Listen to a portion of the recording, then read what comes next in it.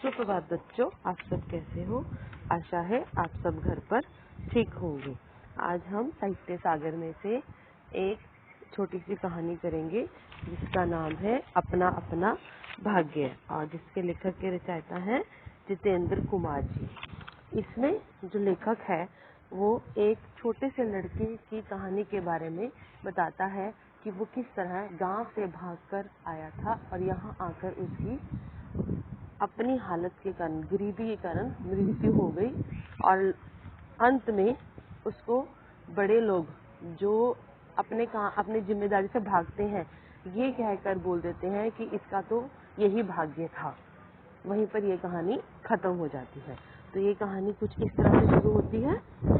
लेखक अपने एक मित्र के साथ नैनीताल घूमने के लिए गए। वे होटल डी पब में ठहरे। शाम को जब वे घूमने निकले तब कुछ देर घूमने के बाद एक बेंच पर बैठ गए। समय बीतता गया और अंधकार बढ़ता गया। हवा में नमी बढ़ती जा रही थी। लेखक उठना चाहते थे पर उनके मित्र ने उन्हें हाथ पकड़कर बिठा लिया। इतने में उस अंधेरे कुहर में कुछ चलता हुआ सा दिखाई दिया। वह 10-11 साल का एक लड़का था। नंगे सिर, नंगे पैर, केवल एक कमीज पहने चला जा रहा था। वह अपना सिर खुजला रहा था। उसका रंग गोरा था पर मैल से काला पड़ गया था। वह केवल अपने वर्तमान को देख रहा था, दुनिया से बेखबर चल रहा था। लेखक के मित्र ने उसे आवाज लगाई, उससे पूछा कि वह कहाँ जा रहा है। वह कोई उत्तर नहीं दे सका क्योंकि उसका कोई गंतव्य नहीं था। वह किसी दुकान पर नौकर था। मालिक उसे 1 रुपए और झूठा खाना देता था। उसे मालिक के सभी काम करने पड़ते थे। घर से गरीबी के कारण भाग आया था। वह दुकान पर सोता था। आज दुकान के मालिक ने उसे नौकरी से हटा दिया था। उसने आज खाना नहीं खाया था। उसके सोने के लिए भी कोई स्थान नहीं था। उसका गांव वहां से 15 कोस दूर था। उसके कई भाई बहन थे। माँ बाप भूखे रहते। ना वहाँ काम था, ना खाने के लिए ही कुछ था। वह उसी गांव के अपने एक साथी के साथ भाग आया था। उसके साथी को उसके मालिक ने इतना मारा कि वह मर गया। लेखक तथा उनके मित्र को बालक की स्थिति पर दया आ गई। वे उसे साथ ले गए। उनके एक मित्र वकील थे जो किसी और होटल में ठहरे हुए थे। वकील साहब को नौकर की आवश्यकता थी, अतः वे बालक को उनके पास नौकरी दिलाने के लिए ले गए थे। उस लड़के को नौकरी दिलाने के लिए मित्र ने काफी प्रयत्न किया पर वकील साहब बिना उस लड़के के बारे में कुछ जाने उसे अपने यहाँ रखने के लिए तैयार नहीं हुए। कुछ वाद विवाद के बाद वे वहां से चले गए। लेखक तथा उनके मित्र निराश होकर होटल से बाहर आ गए।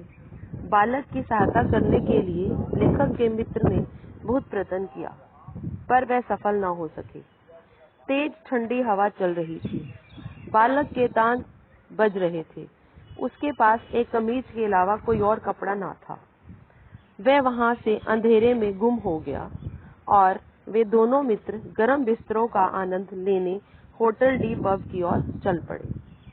दूसरे दिन वह समय पर उनके होटल नहीं पहुंचा। दोनों मित्रों ने उसकी प्रतीक्षा भी नहीं की। वे होटल से निकल पड़े। मोटर में सवार होने लगे तो उन्हें एक बालक के ठंड से मरने की खबर मिली। वे समझ गए कि वह बालक जो पिछली रात उन्हें मिला था सड़क के किनारे पेड़ के नीचे ठिठुर कर मर गया। रात में उसके मुंह, छाती और मुठ्ठियों पर बर्फ की चादर बिछ गई थी, जैसे वही उसकी प्रकृति के द्वारा दिया गया सफेद ठंडा कफन था। वे किसी को दोष ना दे सके। वे बालक अपने दुर्भाग्य के कारण कोई स्थान ना पाकर भूख और सर्दी से ठिठुरकर अपने घर से दूर असमय ही मर गया।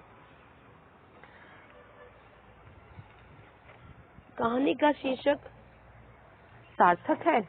चलो इसके बारे में बताती हूँ। कहानी का शीर्षक जिज्ञासापूर्ण है।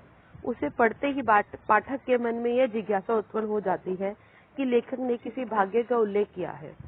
एक और नैनीताल में आनंद मनाने वाला धनिक वर्ग है और दूसरी और शीत से ठिठुर कर मर जाने वाला एक पहाड़ी बालक। दो बालक एक साथ घर से भागकर नैनीताल आए थे और दोनों के भाग्य में असमय मृत्यु लिखी थी। एक साहब की मार से मर गया और दूसरा समाज की निष्ठुरता से। जब भाग्य में खाना लिखाकर ही नहीं लाए थे तो खाना खाते कहाँ से। वह लड़का माँ बाप के भूखे रहने पर भागकर नैनीताल आया, पर भूखा रहना उसकी नियति थी। अंत में भूख से व्याकुल हो सर्दी के कारण में मर गया।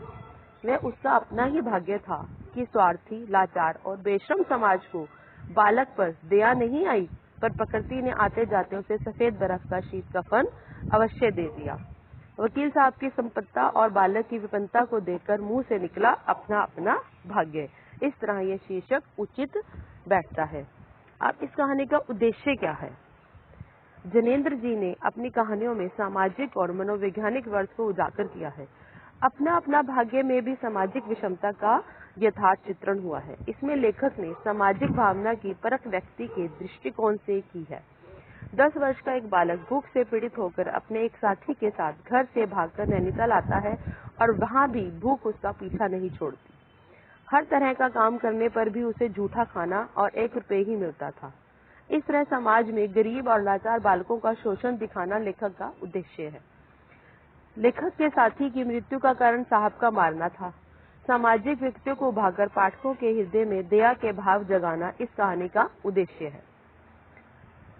सड़क के किनारे भूखा सर्दी की रात में बिना कपड़ों के वह बालक ऐसा सोता है कि फिर कभी जाग ही नहीं पाता। वकील साहब तो 4 रुपए रोज के होटल के कमरे में सो जाते हैं, पर बालक को नौकरी नहीं देते क्योंकि उस बालक की पहचान नहीं है। कहाँ से लाए वह पहचान? यदि उसकी इस निष्ठुरता समाज में पहचान होती तो वह काली चिथड़े सी कमीज में सर्दियों की रात में सड़क पर भूखे पेट घूम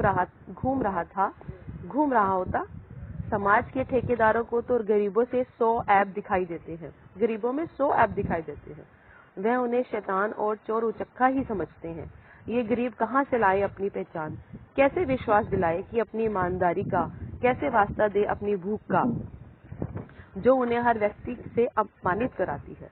इस तरह सामाजिक विषम्य के प्रति बुद्धिजीवियों की उपेक्षापूर्ण उदासीनता एवं असमर्था की मनोवृत्ति पर भी लेखक ने तीखा व्यंग्य किया है। कहानी का अंत पाठक के मन में हलचल मचा देता है। इस तरह यह कहानी यहीं पर खत्म होती है। मैंने इसमें आपको शीर्षक और उद्देश्य भी बताया है, इसको ध्यान से सुनना। धन्यवाद।